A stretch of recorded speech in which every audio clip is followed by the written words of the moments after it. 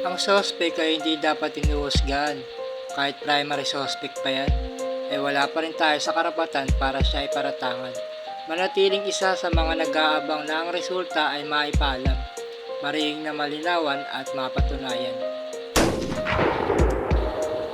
Sa mga nakapaloob sa nilalaman ng kabuluhan ng korte, ay ang isang malawakan at mahabang pagsusumite na may malinis at pulidong pagsisiyasat ng bawat mga parte hinggil sa kaso na isinumite.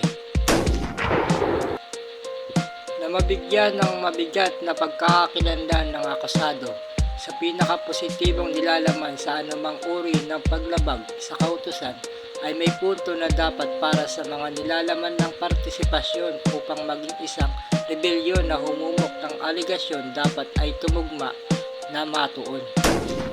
At ang bawat kampo o ang humahawak sa kaso ay sumasang-ayon at napaliwanagan sa ipanatupad na artikulo bago sa pagdinig ay tumuko. At pagsasagawa ng masusing pag-iimbestiga at paglipon ng mga ebidensya, magain ng saksi at pahayag ng panig hinggil sa pangyayari ng mga maituturing na responsable sa kasong nakabase.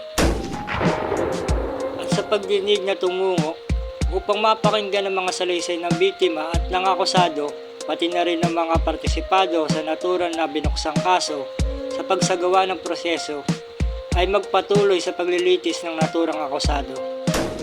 Sa puntong ito, ay malugod na ipinapaalam na ang paghusga hindi dapat inuobliga, lalo na't isa lamang sa mga taga-subaybay at testigo sa maaaring maging resulta ng isang pinalathala. Maaari na bigyan ng karapatan ng sarili na maghintay sa husga. May kabanata na ang husgado ay pupukpok para sa nagkasala o hindi nagkasala na tagpo, nalulan ng isang masusing pag-iimbestiga at paglipon ng ebidensya, at tibay ng testimonya ng testigo at biktima, at kalayaan ng depensa ng akusado para sa sarili at sa paghalili ng abogado. Ang tagapagbasa ay bigkasin ng sentensya, lilitaw ang resulta para makamtan ng biktima ang katarungan.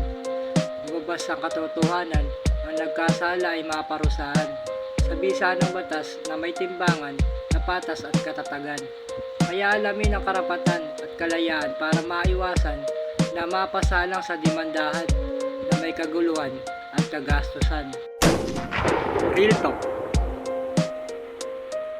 Huwag gumanap ng mga pagganap kung ang kalalabasan lang ay paghihirap lamang ang makakaharap sa hinaharap. Huwag magpanggap na kayang banggain ang lahat na ikaw ang nasa harap kahit hirap. Palaging isipin at huwag lilimutin ang katagang think before you link.